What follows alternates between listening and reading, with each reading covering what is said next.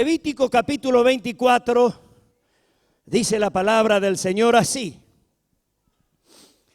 Habló Jehová a Moisés diciendo. ¿Quién habló? Jehová Dios habló a Moisés. Y si usted tiene pegado su Biblia ahí, el otro capítulo, el 25, ¿cómo empieza? Jehová habló a Moisés en el monte Sinaí. Vuelva al 23. ¿Qué dice? Habló Jehová a Moisés. Todos los capítulos empiezan, ¿sabe cómo? ¿Quién empezó hablando o quién habla? Dios. En primer lugar, la palabra que llega a nosotros, lo que nos tiene que bendecir es saber de dónde viene, la procedencia, el origen. ¿Quién habla? Habló Dios, habló Jehová, habló Dios. Dios habló en todos estos capítulos. El instrumento que Dios usaba era Moisés. Era el instrumento que Dios usaba. Pero en cada capítulo, estaba mirando, leyendo anoche y veía, cada capítulo comienza con esta palabra, habló Dios. Hoy en día andamos por ahí y usted escucha palabras. Y a veces no sabemos quién habla. No sabemos de dónde viene esa palabra, de dónde viene el origen. A veces carnal, a veces emocional, a veces son buenos deseos, pero Dios no está en el asunto. Qué bueno cuando Dios nos habla y Dios nos habla por su palabra. Entonces volvemos a leer el texto maravilloso. Habló Jehová a Moisés diciendo, manda a los hijos de Israel que traigan para el alumbrado aceite, ¿cómo? Puro, de olivas machacadas, para hacer arder las lámparas, ¿cómo? Continuamente. ¿Sabe qué pasa? Yo ya estoy viejo. Fuera del velo del testimonio, en el tabernáculo de reunión, las dispondrá Aarón desde la tarde hasta la mañana delante de Jehová. Es estatuto perpetuo por vuestras generaciones. Sobre el candelero limpio pondrá siempre en orden las lámparas delante de Jehová. Amén.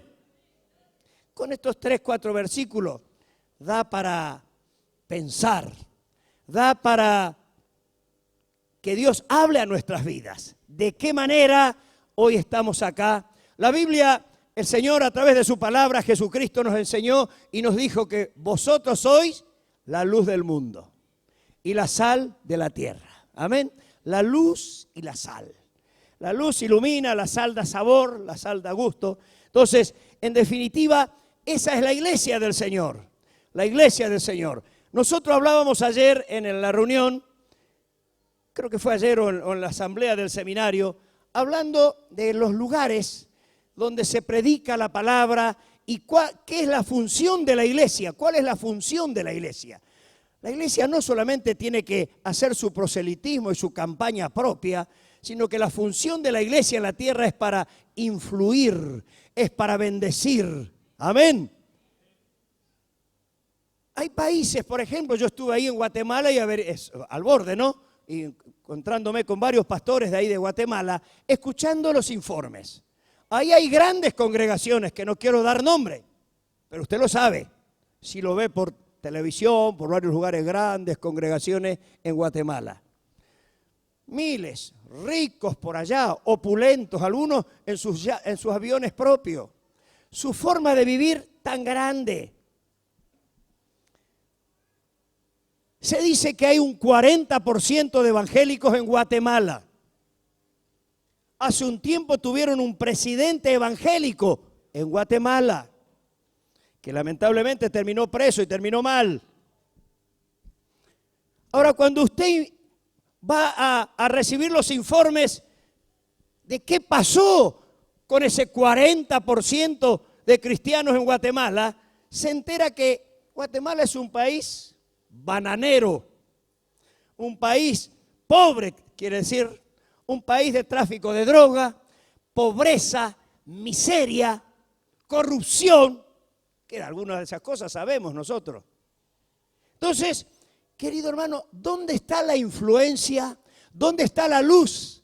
¿Dónde está la presencia de la iglesia que no influenció, que no cambió? Porque cuando el Señor viene a una vida, viene a una persona, viene a un hogar, viene a un pueblo, viene a una ciudad, cuando el Señor toma dominio de algo, Dios lo cambia, Dios lo transforma, Dios lo renueva y hay influencia para bendecir a los demás. ¡Aleluya! Si tenemos luz, tenemos que iluminar. Si tenemos luz, tenemos que iluminar. Lámpara es a mis pies tu palabra y lumbrera a mi camino. Quiere decir que la luz es parte nuestra. Amén. Somos los hijos de la luz y del día. Los hijos de la noche, de la oscuridad, del diablo, de la mentira, es otra cosa. Dios nos ha sacado de ese mundo de tinieblas y nos ha traído a un mundo de luz. La palabra enciende una luz y déjala brillar, la luz de Jesús. Bueno, querido hermano, entonces, por eso habla esto a mi vida, de que nosotros, como iglesia, como persona, cada uno en el lugar donde estamos, tenemos que ser luz. Y dice así, manda, en primer lugar, habló Jehová a Moisés diciendo, manda a los hijos de Israel que traigan para el alumbrado. Manda. El que habló es ¿quién? El que habló es Dios. Dios habló. Bienvenidos los del sur. Dios habla, Dios ordena y le dice a Moisés qué cosa, si querés, si podés, si te cae bien. No, la palabra de Dios siempre es imperativa, es orden, es mando, manda, ordena. Esa era la función de Moisés, esa es la función de los líderes, los hombres y mujeres, los que fuimos llamados a la tarea. Es hacer lo que Dios manda. Manda, predica, enseña, redarguye, haz lo que tenga que hacer. Nadie te menosprecie. Esa es la tarea de la iglesia. No tengas vergüenza, no tengas temor. Levántate en donde estés, en tu trabajo, en tu barrio, y habla, querido hermano, de la palabra. Y dice, manda. Eso me llama la atención, manda. Para mandar hay que tener autoridad. Dios te ha dado autoridad. Dios ha dado autoridad a la iglesia para que haga ese trabajo. Y dice, manda a los hijos de Israel que traigan para el alumbrado. Claro, el alumbrado no había, Edenor no andaba, Segba, para los más viejos, tampoco. Tengo historias con Segba. Sí, yo pastoreaba en Moreno, tenía mi casa allá. Cuando Dios me llama de urgencia a dejar todo de una semana a la otra, ¿usted sabe lo que es? De una semana a la otra. Tuvo que haber sido fuerte el llamado, ¿no? Un sacudón de aquello. Diga que mis hijos eran chiquitos y el último recién nacía, Bebo, ni podía decir siquiera. Hablé con mi señora y en una semana nos cambiamos. Dios me dijo, deja Moreno, deja aquel lugar, yo te llamo a otro lugar. Era venir a Granbur, para empezar. En una semana alquilé mi casa en la inmobiliaria Campos de San Miguel, a alguien y vine y alquilé en San Miguel. Cosa de loco. Cuando Dios manda, cuando Dios ordena, querido hermano, qué rápido había que hacer, había que salir, había que hacer el trabajo. Había que salir. Dios mandó, Dios ordenó y me mandó para hacer este trabajo. Y dice así, manda a los hijos de Israel que traigan para el alumbrado. Y le comentaba de la luz.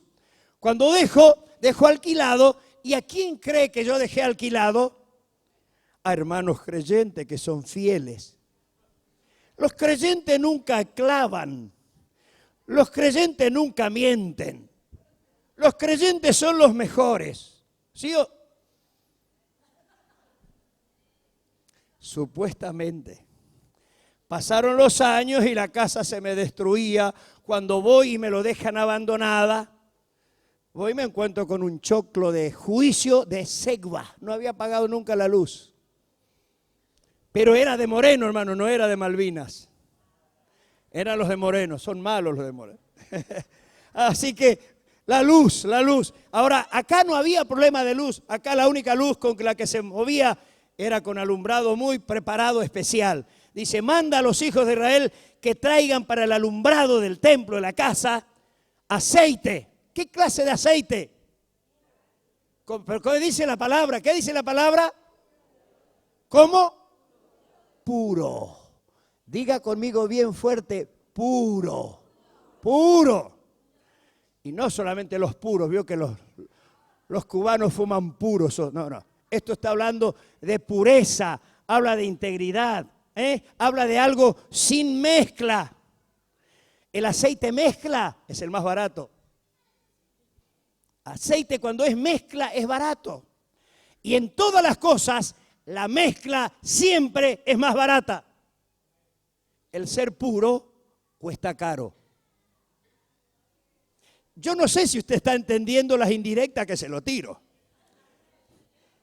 El ser puro, puro, íntegro, fiel, santo, consagrado, rendido, el rendirse a Dios, ser puro, sin cambio, sin doblez. El ser puro cuesta caro. Desprecios, pruebas, luchas, persecuciones, cosas difíciles en la vida. Pero Dios, para que podamos alumbrar, para que podamos ser de bendición, exige que seamos puros. Una vida consagrada, una vida pura. Se puede vivir en un mundo rodeado de pecado, de tentación, de miles de problemas. Se puede vivir en santidad. Amén. Se puede. Y no es política, se puede.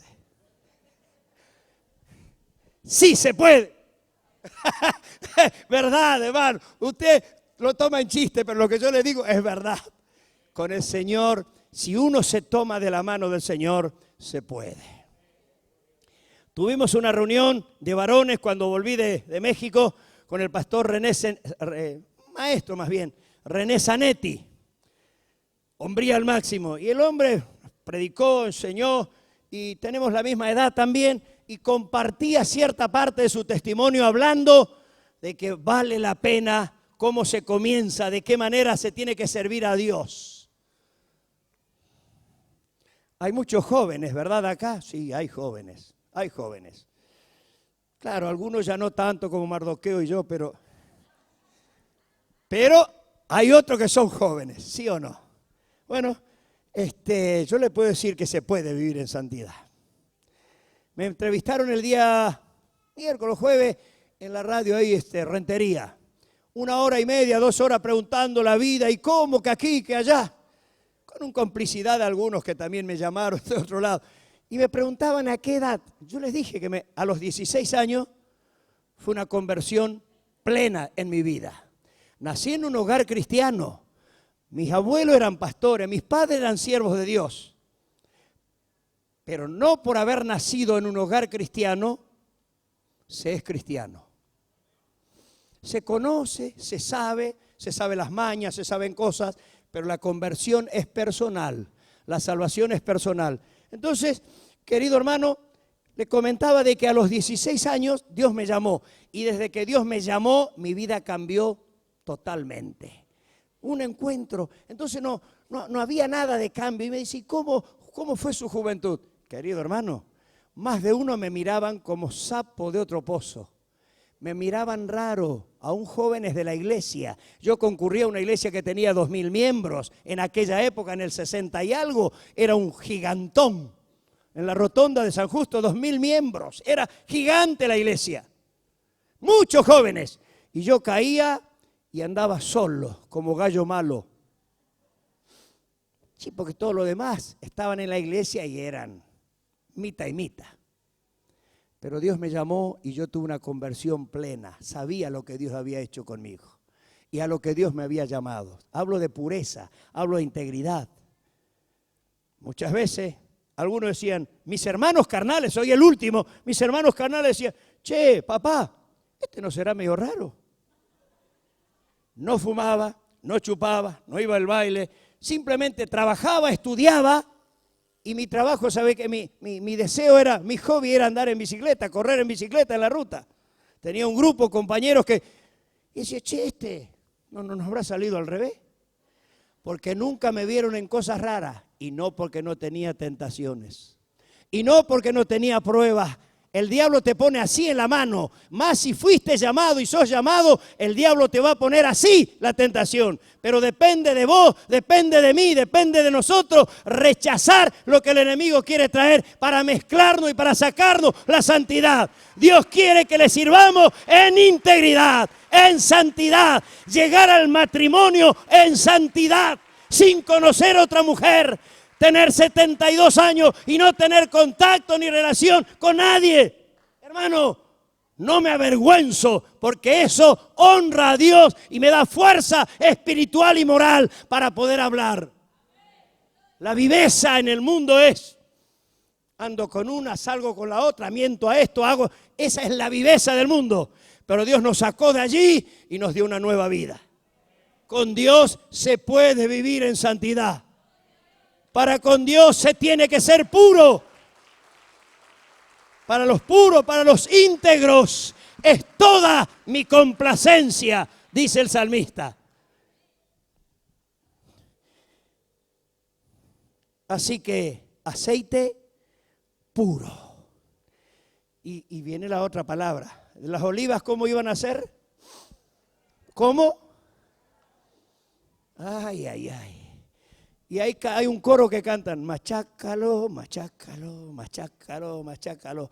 ¿Vio el corito que canta? Machácalo. ¿Sabe lo que es machacar? ¿Sabe lo que es machacar? Triturar, reventar, hacer polvo. Los molinos antiguos en Israel estaban puestos por dos piedras grandes, una de abajo que tenía un círculo y otra que iba arriba y que lo daban vuelta con un burro o con alguien, con un animal, y lo daba vuelta y los granos lo ponían ahí y se trituraban, se hacían polvo del peso que tenía.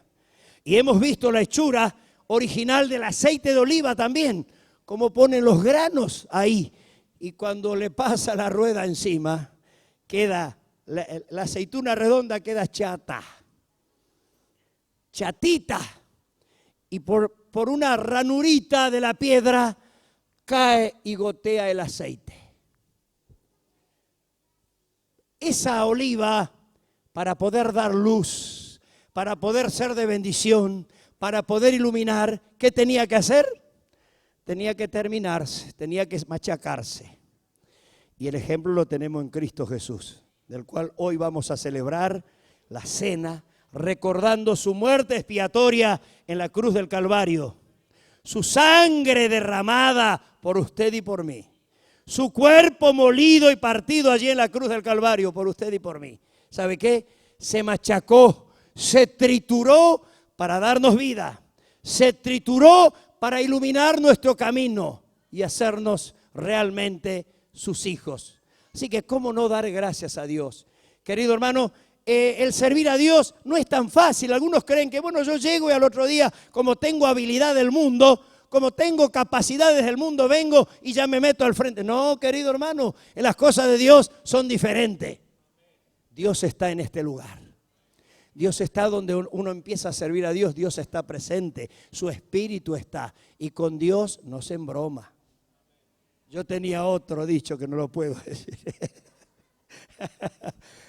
Un dicho muy vulgar mío, pero no lo digo porque por ahí se malinterpreta, pero usted me entiende lo que quiero decirle. Entonces, dice, olivas machacadas, triturada. Hermano, cuando le dije 56 años de servicio, ha pasado mucha agua bajo el puente. 56 años he visto poco, pero para mí es muchas cosas, difíciles, pruebas, luchas, ingratitudes. Y a muchos les digo, si uno se sacara la camisa y en la camiseta estaría clavada muchas puñaladas, muchas ingratitudes. Estoy hablando simbólicamente, sangre, golpe, agujero, lastimaduras, porque uno a veces se brinda de corazón con personas, le da todo una mano, quiere ayudar a una persona y esas personas luego pagan mal. ¿Sabe? Ese es el dolor más grande.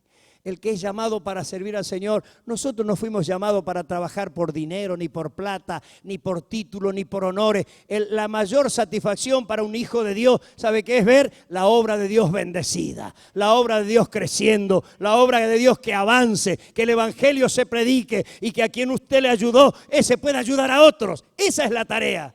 Pero cuando algo de eso no sale, uno se siente machacado, triturado, mal. Necesita el toque de Dios, necesita el dulce compañero que cantaba la canción, que se queda al lado de uno para darnos el aliento y la fortaleza necesaria. Hermano, el que es llamado para servir a Dios tiene que entender que tiene que pasar ese proceso.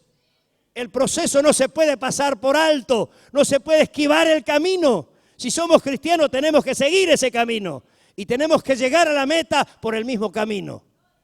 Momentos críticos, duros, difíciles, machacados a veces, pero ¿sabe qué? Al fin y al cabo, Dios nos lleva de triunfo en triunfo y de gloria en gloria. Aleluya, dele gloria a Dios. Aleluya. Santo es tu nombre, Dios. Así que olivas machacadas para hacer arder las lámparas. Para hacer arder las lámparas. Meter el aceite, una mechita, y hacer arder las lámparas. ¿Cuánto tiempo? La otra palabra que marqué, rayé nomás ahí. ¿Cuánto tiempo tenía que arder las lámparas? Continuamente. No era por un tiempo como los políticos que aparezco ahora estos días, para que me vean, que me den el voto, nada. No. Nuestro llamado es hasta que el Señor nos venga a buscar. Le prometí al Señor en un bautisterio en el año 66. En el año 64 me convertí, en el 66. 2 años estuve estudiando la Biblia, la palabra, para no meterme de cabeza y no mojarme nomás, sino que quería saber lo que tenía que hacer. En el año 66 me bauticé. Y cuando me bauticé, los hermanos me preguntaron, Demetrio Martínez y Miguel Galarza, ¿hasta cuándo, hermano Joel, piensa seguir al Señor? ¿Sabe qué le contesté? Hasta que el Señor venga a buscarme. ¿Y usted? ¿Y usted? Nuestro compromiso es de por vida. No es que sirvo cuando se me da la gana, no es que ando de a ratos. Mi hermano Hugo predicaba y decía, sí, nosotros acá en Moreno tenemos, decía, cristianos rateros. Opa, decía yo. No, dice, pero no son los que roban, dice. No, ratero porque vienen de a rato.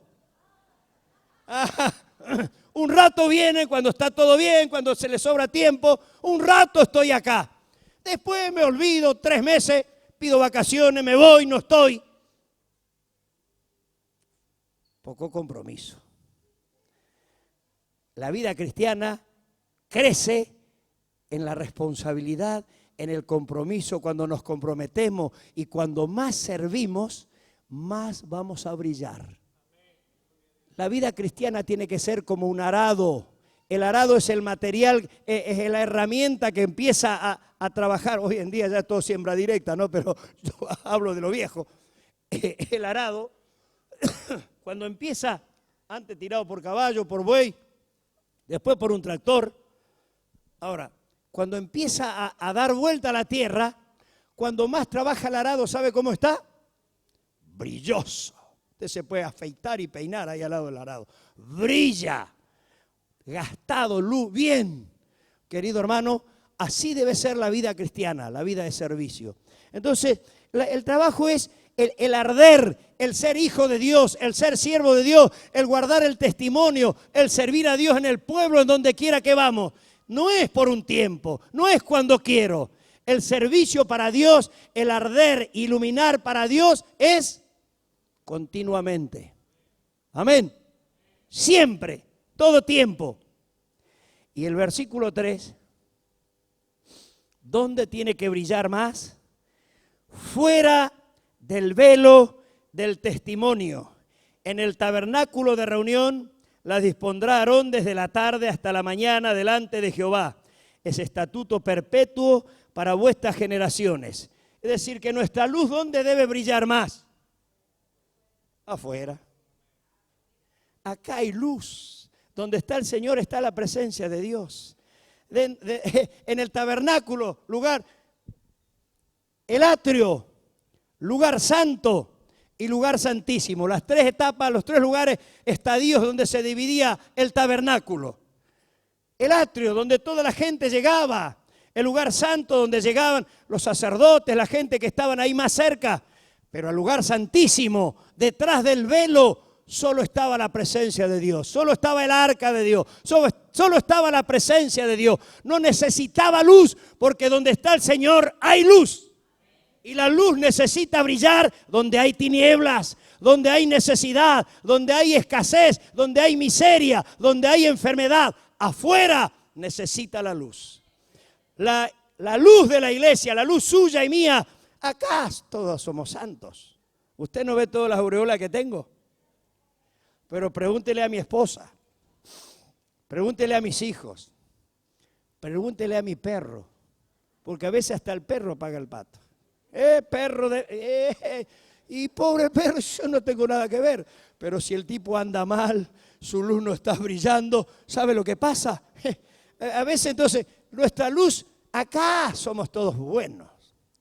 Yo veo algunos más pelados, otros con más pelo, otros con más barba. Estamos en la época de las barbas. Con razón hay muchas barberías en todos lados. Pero ojo con las barberías, porque dice que las barberías te sientan para detallarte acá y te dan algo de tomar, ¿No será que algunos de los nuestros están yendo porque les gusta no la barbita, sino el... Bueno, pero fíjese, querido hermano, acá somos todos santos, todos buenos. Todos nos damos una mano, felices, contentos. Pero donde debía arder no era en el tabernáculo, adentro, el lugar santísimo.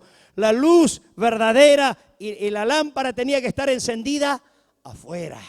Afuera, donde hay necesidad, en el trabajo, en el hogar, en la familia, en el barrio, en otro lugar, tiene que brillar nuestra luz. Y querido hermano, dice, fuera del velo del tabernáculo, allí afuera. Y otra palabra, el verso final, dice, sobre el candelero, el verso 4, sobre el candelero limpio. Ahí tenía que poner las lámparas sobre el candelero limpio. Pondrá siempre en orden las lámparas delante de Jehová. Dos, tres palabras, a mí me llama la atención. Yo no armé bosquejo ni nada, simplemente lo que Dios me habló. ¿Sabe qué? El candelero tenían que estar, dice, sobre el candelero limpio tenían que estar las luces encendidas. El candelero limpio. ¿Qué es el candelero? ¿Qué es el candelero? Bíblicamente le digo lo que dice Apocalipsis, ¿no? El candelero es la iglesia. El candelero es la iglesia. Y las estrellas que iluminan ahí son los pastores, los siervos que están, los que tienen que dar luz, los que tienen que iluminar, los que tienen que enseñar, los que tienen que brillar a perpetuidad, lo que dice la palabra. Pero el candelero es la iglesia. El candelero es el lugar donde la luz tiene que empezar a salir, donde tiene que empezar a levantar, a iluminar la iglesia. Y habla que tiene que estar como limpio, limpio, bien limpio. Es decir, que para que nuestra luz brille, el tubo tiene que estar limpio. Yo nací en el campo, donde no había luz eléctrica, donde teníamos sol de noche, a bomba, pero también eso ya era cuando había gente de visita y la fiesta estaba grande y se lo colgaba bajo la parra o bajo una galería, el sol de noche, para que vean que teníamos luz. Pero la luz común, muchos en el campo tenían candil. ¿Conocen lo que es candil? El candil es una botellita con queroseno, aceite o gasoil o lo que sea, y un corchito y una mecha, y lo colgaba usted. Y ese iluminaba, pero ensuciaba a lo loco. Ennegrecía todo lo que estaba al lado, ¿no? Eso era candil. Otros usaban velas. según a qué santa y a santo le ponían las velas. Ahora, velas para dar luz. Y estaban las otras lamparitas que tenían un depósito, una cosita detrás que usted lo colgaba y una cosita para la mecha. ¿Y qué tenía? Un tubo. El tubito. Y muchas veces me mandaron a limpiar el tubito. Y muchas veces hice macana. Porque te daban un diario o algo para limpiar adentro. Y si lo limpiaba fuerte, lo apretaba, te quedabas sin luz. Ahora, generalmente, ¿por qué se ensucia el tubo? ¿Por qué se ensucia el tubo? ¿Por qué no sale bien la luz? ¿Por qué? Porque está quemando mal, está gasificando mal. Es porque la luz es amarilla, es sucia, no estaba bien. Es porque la mezcla del combustible no era puro, no era sana. Pero si el aceite es puro, la luz va a ser blanca, pura. Como el gas, cuando usted tiene una cocina nueva y le pone, tiene que salir, ¿cómo tiene que salir el fuego? Azul. Y si le empieza a dar medio amarillento, ¿qué hace? Le tizna todo, le ensucia la olla y ahí es donde la mujer dice al esposo, anda a limpiar. Toma una virulana y anda a limpiar. ¿Lo sabe usted eso? Nadie dice amén, pero me dice con la cabeza que sí. Ahora, fíjese, querido hermano, la lámpara, el tubo, tiene que estar todo limpio, tiene que estar en orden, bien limpio, para que la luz brille y resplandezca. Querido hermano, muchas veces nosotros somos ese tubo, somos esa lámpara que a veces está vacía, y si la lámpara está vacía, nada puede iluminar. Tenemos que tener aceite, tenemos que tener presencia, tenemos que tener conocimiento, luz, gracia, testimonio, un montón de elementos para que cuando den el volumen y levante la mecha, nuestra luz ilumine. Y que nuestra iluminación no sea temporaria, que se nos acabe el combustible a la mitad de la noche, como las vírgenes, sino que tengamos aceite permanente. Este es un tiempo donde la luz del Evangelio tiene que brillar. Hoy es un día donde el Evangelio tiene que brillar. Hoy, con su voto, no estoy hablando de política, nuestra decisión tiene que ser con principios, con valores, con conocimiento. Sociedad Bíblica nos mandó un mensaje. Oremos para tener un país con justicia y ¿qué más? Justicia y algo más, decía. Yo recibí tempranito antes de venir. Hermano, como diciendo, hermano, entendamos, tenemos que defender nuestros valores.